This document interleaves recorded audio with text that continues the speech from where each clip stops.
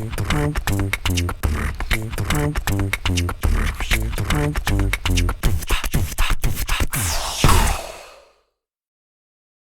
teman-teman semua, Assalamualaikum warahmatullahi wabarakatuh. Perkenalkan, nama saya Novadi Satyananseven. Saya dari Dinas Koperasi Perindustrian dan Perdagangan yang bertugas sebagai penyuluh koperasi. Saya adalah salah satu peserta Latsar CPNS Kaltara tahun 2022, Angkatan 63 kelas Kabupaten Berau. Ini merupakan video monolog saya yang bertujuan untuk mempresentasikan hasil workbook saya dari tugas yang diberikan oleh Ibu Wahyu Eko Handayani SPD MPD. Mau tahu bagaimana hasilnya? Yuk kita lihat. Oke teman-teman, jadi ini adalah workbook saya yang berisi tentang nilai-nilai dasar ASN, yaitu berakhlak. Untuk halaman pertama, jelaskan 7 alasan rasional tentang pentingnya pelayanan prima. 1. Kepuasan pelanggan merupakan sarana untuk menghadapi kompetisi di masa yang akan datang. 2. Kepuasan pelanggan merupakan promosi terbaik. 3. Pelanggan makin kritis dalam memilih produk atau jasa. 4. Layanan pelanggan yang hebat mengurangi berbagai masalah. 5. Upaya terus-menerus dari pesaing untuk merebut pelanggan. 6. Pelanggan puas akan kembali. Customer satisfaction. 7. Pelanggan yang puas mudah memberikan referensi. Next ke halaman berikutnya. Yang kedua, hal-hal fundamental dalam pelayanan publik. Ada 4 hal fundamental dalam pelayanan publik, yaitu 1. Pelayanan publik merupakan hak warga negara sebagai amanat konstitusi.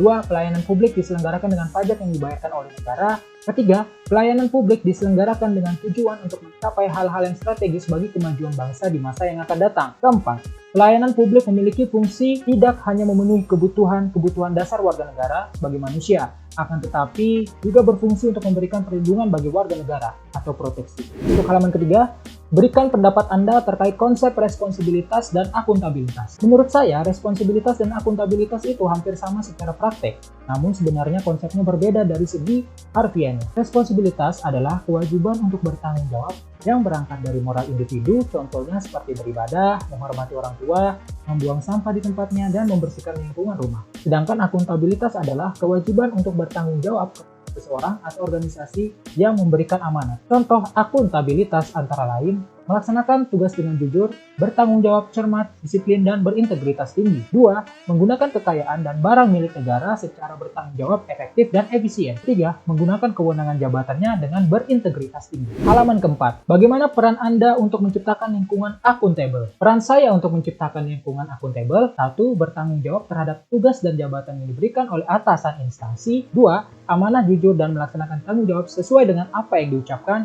3. Menolak segala tindakan yang mengandung unsur korupsi, kolusi, dan nepotisme. 4. Memberikan wawasan dan nasihat kepada kolega kerja mengenai praktik KKN beserta dampak negatifnya agar mereka tidak terjerumus. Halaman 5. Tuliskan yang Anda ketahui tentang sinergi perilaku kompeten. Dalam sinergi perilaku kompeten, terdapat 3 aspek yang perlu berkesesuaian, yaitu peserta pelatihan bersinergi dengan para praktisi di kantor dan fasilitator terlibat secara intensif dalam proses belajar dari uji coba, learning by experimenting, belajar dari penelaahan atau panggilan, learning by investigating, dan belajar dari praktek, learning. Halaman 6. Jelaskan potensi dan tantangan keanekaragaman di lingkungan Anda bekerja. Potensi keanekaragaman di lingkungan kerja saya antara lain: 1. Menambah ilmu dan wawasan yang komprehensif tentang kebudayaan, suku, ras, adat istiadat, dan agama. 2. Meningkatkan kepekaan terhadap karakter seseorang yang berbeda kebudayaannya dengan saya, sehingga saya bisa mengetahui bagaimana cara bersikap yang baik terhadap mereka. 3. Dapat mempererat tali persaudaraan sehingga meningkatkan hubungan kerjasama yang sinergi. Tantangan keanekaragaman di lingkungan kerja saya antara lain: 1.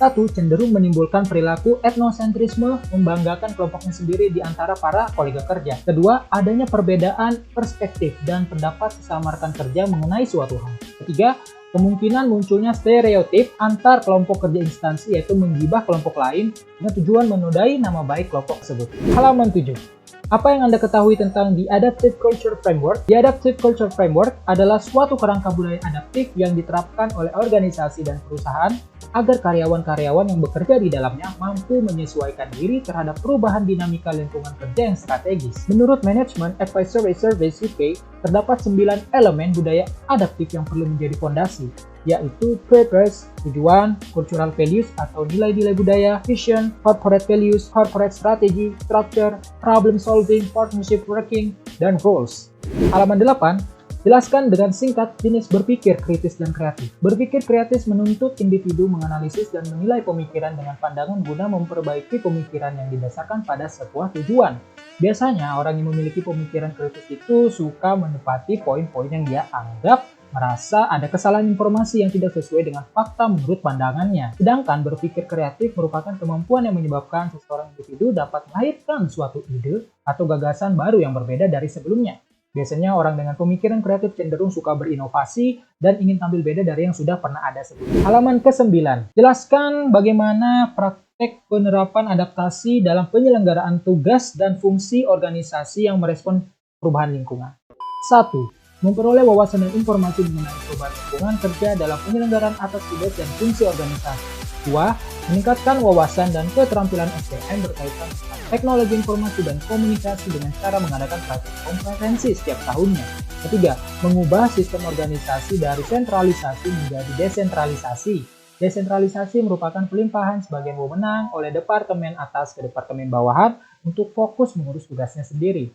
4. Menciptakan SDM yang pekerja keras, bekerja smart, dan dinamis. 5. Cepat tanggap terhadap peluang-peluang yang selalu berubah. 6. Merespon dan beraksi dengan baik kepada perubahan lingkungan dengan tujuan untuk meningkatkan kinerja organisasi. Dan yang terakhir, halaman 10. Apa saja tantangan dalam praktek WOG atau Whole of Government? 1. Kapasitas SDM dan institusi. Kapasitas SDM dan institusi-institusi yang terlibat dalam WOG tidaklah sama. Perbedaan kapasitas ini bisa menjadi kendala serius ketika pendekatan WOG misalnya mendorong terjadinya merger atau akuisisi kelembagaan di mana terjadi penggabungan SDM dengan kualifikasi yang berbeda. Kedua, nilai dan budaya organisasi. Seperti halnya kapasitas SDM dan institusi, nilai dan budaya organisasi pun menjadi kendala manakala terjadi upaya kolaborasi sampai dengan penyatuan kelembagaan. 3. Kepemimpinan.